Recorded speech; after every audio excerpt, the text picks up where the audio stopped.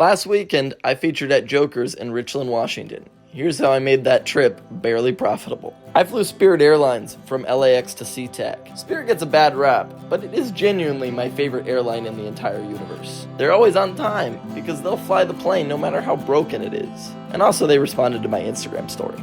We landed early, but then waited on the tarmac for an extra 45 minutes. This caused me to miss the last light rail of the night, and Ubers were too expensive, so I decided to spend the night at the airport. They had couches, but I guess they're getting rid of them soon. I've noticed a lot of airports doing this. It's almost like they don't want people sleeping here. Woke up bright and early and found the light rail with some very helpful signs. Traveled to the Greyhound station and then hopped on the bus to Richland. I spent the next 6 hours enjoying the majestic Washington state countryside and contemplating the meaning of life. Turns out I'm an LA6 but a Greyhound 10.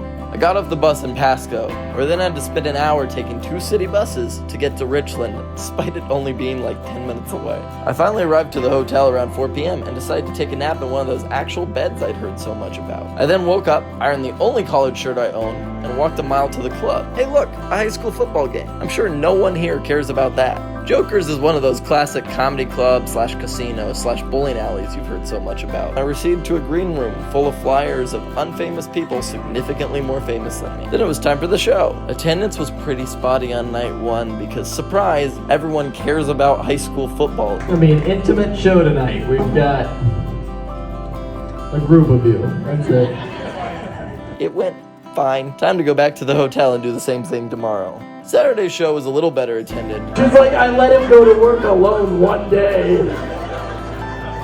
Sunday morning, I began my reverse journey. By this point, I was absolutely exhausted, but I stopped for the night in Seattle to do a spot at Club Comedy, one of my favorite clubs, where I'll be featuring November 22nd and 23rd. I've never been to a strip club before because, as I said, I had a good mom. She never took me to work with her. The next morning, I was back on a Spirit flight on my way to LA.